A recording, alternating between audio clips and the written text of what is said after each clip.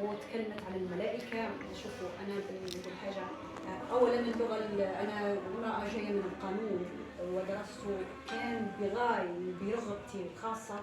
تمنيت لو أني تخصصت في الفقه الإسلامي، لأني أنا لما درست القانون في الكلية في ليبيا عجبتني الأسئلة الكبرى اللي يطرحوها جماعة في بداية الجلسة قبل ما يوصلوا لبعضنا، اللي هو المعتزلة وإخوان الصفاء والمدرسة الجردية. طرحوا أسئلة رفيعة وعظيمة: صفات الله، هل له جوارح، هل يتكى، هل ينام، كذا، هل هو مسؤول عن أفعالنا أم نحن اللي مسؤولين عن الأفعال، هل هو له حيز، وهل أشياء يعني سئلت في مرحلة من التفكير الإسلامي القديم المفتوح جدا على آفاق فلسفة إسلامية، لدرجة أن لو تقروا مثلا يعني واحد وسع في كتب إخوان الصفا حتعرفوا أن إخوان الصفا وصلوا إلى حقيقة أن الكوكب والبشر والناس حدثوا على مراحل، بمعنى الخلق في نظرهم ما هوش موجود، يعني الخلق الإلهي والسماء وآدم وحواء هذوم الأساطير المنطقة لتقريب الدين للآخر. للدرجة هذه وصل الفقه الإسلامي القديم. كنا نقروه في الكلية يا إخوان ما حدش يدير أي مشاكل. أنت أغلق الباب بعد ما قتل الإمام أنا أحمد بن حنبل. أنا عند بعض القضايا الدينية تعجبني جدا، هو مصيب في شيء ومخطئ في أشياء. فكانت هذه الأسئلة الروحية تعجبني. لما فكرت في الدراسات العليا، يعني أنا متخصص، أنا فكرت في الفقه، ولكن كل واحد حولي قال لي وفاء فقه لما بتكتبي فقه ثوري لن يقبل منك الرسالة، لن تناقش فيه. وأنت كامرأة فقيهة مرفوضة في العالم، يعني المرأة مفروض حتى في ما يخص جسدها فهمت، يعني حتى ما يعني لا تعطي فتوى في مجالها الخاص في مسألة الحيض والنفاس والتأخر ونوم الجنين والقضايا. بمعنى الرجال احتكروا كل شيء. وفاء ما تفكريش في هذا، وفاء ابتعدي عن هذه الاشياء. فانا اتجهت الى القانون الجنائي، يعني انا عندي شويه معناها امراه شويه صلفه بحسب القوانين، لان نحن نقرا في قوانين صلفه يعني ما تقدرش تتغير فيها الا بعد سنوات ولا عشر.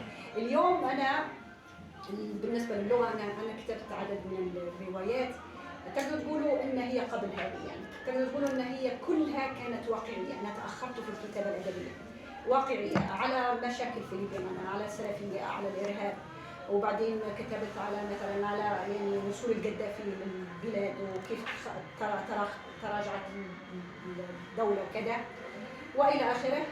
يعني انا كتبت كثير عن اشياء واقعيه حقيقيه، اما باسماء بالاسم واما بالترميز. بعدين لم يعجب هذا الاخرين او لم تقرا رواياتي، بدات انا اشعر بهذا النوع من الاحباط، لاني انا انتقد الواقع في ليبيا وانتقد الواقع الاسلامي في العالم كله، وانتم ما تقبلوش. فانا الان اريد ان اكتب نص. انا حبيت نكتب شيء مفيد للناس اللي هم في معناها الوسطى وما تحت. الان انا بنكتب حاجه معناها different، يعني حاجه تختلف شوي. كنت انا افكر في موضوع الروحي اللي هو طبعا لا ينكوت بالارهاب، يعني لان ندفعوا في الثمن، كل دوله ينكوت بالارهاب. انا اليوم نبي نحكي على الله اللي في خيال وفاء، اللي في بال وفاء. الروايه باختصار شديد يعني شو بتقول لك، يعني انا حنفجرها مباشره. الشخص الذي كان يبكي في الارض يطلب المغفره كان هو اساسا الله، مطرود من ملكوته. اوكي، بينما اللي كان جالس على العرش محاط بالسيروفيم وكذا هو الشجرة التي أكل منها لم تكن أساسا تخص مثلا إخفاء الله عن. أوكي، خلينا نقول حاجة. أنا قرأت التوراة، قرأت الإنجيل، وقرأت القرآن. بعدين أنا تمسكت بالقرآن باعتبار خلفيتي مسلمة. في التوراة لا يوجد هناك شيء اسمه شيطان، عندهم هذه الأفعى اللي أغوت حواء، وبعدين الإله جهوفا ويهوه حملها المسؤولية.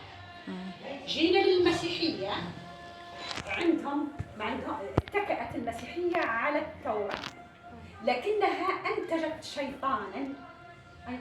شيطانا، والشيطان ملائكة عند المسيحيين. يعني المسيحيين بالنسبة لهم يعتبر إبليس هو رئيس أجناد الملائكة. نحن في القرآن الشيطان متاعنا من نار، مظبوط ولا من قيل فلا؟ الآن الشجرة اللي حرمنا منها الله لحد الآن، واحد يقول لك اللي هي التعليم، ما تعرفش التعليم، واحد يقول لك غامضة في القرآن، القرآن غامض، القرآن لا فيه نظرية واضحة بمغزى الأكل من الشجرة ومغزى تحريم الشجرة. وما هي الشجرة؟ ما مش وين سدرة المنتهى، معرفة يعني الله بيناش نعرفه، الله يريد أن يضعنا في الجهالة، هذه تعود على الله. سدرة يعني المنتهى وما فيش نظرية نهائية في القرآن للملائكة إلا أنهم ليسوا إناثا وليسوا ذكورا، لا يحملون جهاز التناسلي ويقعدوا بالنور، أيوة، ويقعدوا في خدمة الله. هؤلاء أنا نشوفهم العبيد الذين لم يفكروش، ما يفكروش شيء أوكي بالضبط، يعني هذا العبد، بس الفرق بين العبد والملائكة إنه هو بيعيش إلى الأبد، بيخلد معاه إلى الأبد، بمعنى هم في خدمة الله، لا يكرهوا، لا يحبوا، لا يعطشوا، لا يجوعوا. من شيء قريب من الشيء اللي هو معناه فوق العادة، ومع ذلك هم عبيد، لكن كلهم خلاهم من جنس النور.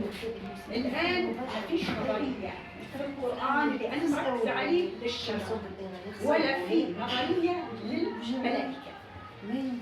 الملائكة من اللي أعطاهم كل هالأسماء وكل المهن التي يجب أن يجروها، اللي هو ملاك الشرق وملاك الغرب وملاك مهمات المهام بتاعهم. أعطاهم هالمهام، أعطتهم المسيحية وسمتهم السيروفين والشيروبين والملائكة العروش والملائكة المش عارف إيش. أنا خذيت النظرية بتاع المسيحية وسكبتها في الرواية، ولكن الرواية تبدو تقول إنها هي جمعت ما يسمى بالأديان السماوية الثلاثة. الأديان السماوية الثلاثة تتشابه في كثير من الأشياء. إذن تشكيل الأرض هو بإعادة تشكيل هذه الديانات الثلاثة اللي ما فيش واحدة منها تعترف بالثانية. يعني اليهود ما يعترفوش بالمسيحية، المسيح بتاعهم ما هوش المسيح اللي بيجيهم على حفار ومعاه بطاطين ويجي يشيلهم لأرض الميعاد.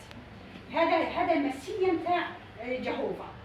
مسيح المسيحية هو اللي يبي، اللي هو اعتبر، وهذه فكرة هدامة وخطيرة، أن آدم وحواء اللي أكلوا من شجرة مجهولة، أوكي، حينزلوا خطاة، حيرثوا الخطيئة. معناها الله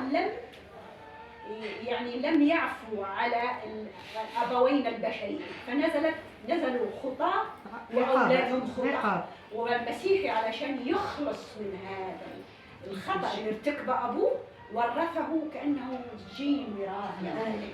هذا ضمن منطق الأنانية. لا يمكن أن يؤمن إنسان مخطئ، لا يمكن أن يولد إنسان مخطئ، فهم لازم المسيح ينزل من ابن الله ويقبل بصلبه على الصليب حتى يخلص البشرية من ماذا؟ من الموت. مخلص. لأن الله قال لهم لو تأكلوا من هذه الشجرة في التوراة موتا تموتا. وهم نزلوا خلاص، ما عادش عندهم جنة. إخواننا اليهود ما عندهم الجنة، ما عندهمش خلودهم وين؟ في أرض اسمها أرض الميعاد فلسطين اللي عليها العركة الثلاثة اللي تعرفوا عليها. تمام؟ هذول ما عندهمش ما يؤمنوش بجنة، مش حيطالوا جنة، جنتهم هي أورشليم. سيدة وفاء، الآن نرجع للمسيحية. المسيحية أنا خلاصي، أنا المسيح انصلبت علشان أنتم تعيشوا إلى خلص، الأبد. نعم، مملكة أورشليم في رؤيا يوحنا، ونقعد نطوفوا حواليها، والأطفال اللي عمدوهم وهم صغار حيدخلوا معنا للملكوت، واللي ما تتعمدوش هذوما بيمشوا ليش؟ لمكان آخر ماهوش ماهوش واضح، لكن تمام. لما تجي للقرآن تلقى نظرية ضعيفة للشجرة، لخطيئة، مع أن الله غفر، يفترض أنه هو غفر لآدم وحواء والملائكة اللي أنا أعطيتها المراتب وكذا. الآن الإله الذي أتصوره كوفاء، سواء كان طاقة في حاجة في الكون، سواء كان يعني العامل الزمني الطويل في تشكيل مثلا شيء يسموه الانفجار الكبير، يعني كيف جاء العالم، هل هو يعني هل الله طاقة توجد هذا المكان وتتركه لشأنه، تتقصد أن يعني تنتج أو تولد كائن يتعرف عليه وعلى فضائله وغيرها؟ هل هذا أم هذا أم هذا؟ أنا الإله الذي أعتقد به أعتقد أنه إذا كان إلها عادلا، إذا كان سموحا، فهو سيخلقنا ويعطينا حرية في أن نعبده أو لا نعبده.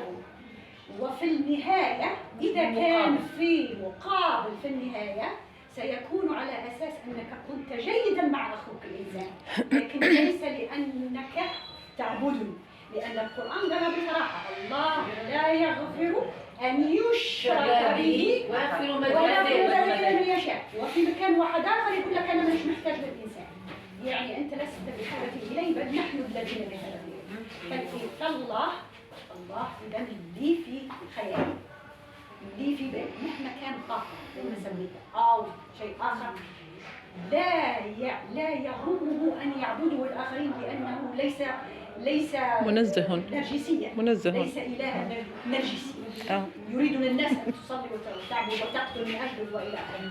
هو يريد شيئا آخر، يريد هذا اللي أنا طرح من آخر، وهو على فكرة يعني واضح معنا في ثقافات أخرى، أن الإله الذي خلق لا يريد الإنسان أن يعبد، يريد الإنسان أن يكون جيدا فقط، ولكنه دس قوانين في الطبيعة، دسها في الطبيعة، وعلى الإنسان أن يكافح من أجل الوصول إلى هذه القوانين، المعرفة في راحة وفي رفاهية. وأنا أعتبر أن مثلا من بدء الخلق، إذا كان من 4 مليار سنة ولا كان من 7000 بس سنة، اللي هي قصة آدم وحواء، الناس ضيعوا على أنفسهم اكتشاف القوانين التي تجعلهم يعيشون في رفاهية وفي راحة. ضيع كل هالسنوات في حروب دموية، لأن الله قال يجب أن تؤمن دائما بي وإلا سأقتلك، بمعنى أن الله أراد للإنسان أن يكتشف العلوم، الفيزياء، الكيمياء، الرياضيات وغير هذه الأشياء. أما أنت تبي تعبدني أنا، ما عنديش مانع، تعبد صرصور براحتك، لكن لا تجرم في حق أخيك. أنا تركتك لشأنك، أنا تركتك حرا مطلق الأمر. وهذا ما قاله بعض المعتزلة. الآن فجرت لكم الرواية، هتمر هي بعدد من المحطات. المحطة الأولى هي إن الله الذي طرد من ملكوته بعد هذه الفترة من مؤامرة عملها ميخائيل والشيطان الذي تضايق من احترام الله للإنسان، إنه هو كان فخور بخلق إنسان حر الإرادة. يعني أنا ما زلت أقول إن معناها الملائكة في روايتي لا يحظون بحرية الإرادة، لم يملكوا شرف أن يقولوا نعم أو لا لله، وبالتالي هو قرر أن ينتج ويتفرج على عباده هؤلاء الناس هذول، قرر أن يعطيهم الحرية الكاملة في اختيارها. بعد ما يعرفهم ب اللي هم من آدم وحواء. آدم وحواء حيقول لهم أنا خلقتكم كجنس له حرية الإرادة، لكن لا تستخدم حريتك في إيذاء أخيك، حريتك في الطبيعة، في أنك تكتشف العلوم والفيزياء والكيمياء وكل شيء، وممكن تصل إلي في يوم من الأيام بمكوك أو بمركبة ماء أو تمام. فتضايق منه الإبليس اللي هو كان صديق الله، يقال بالإنجليزية لوسيفر اللي هي نجمة الصباح.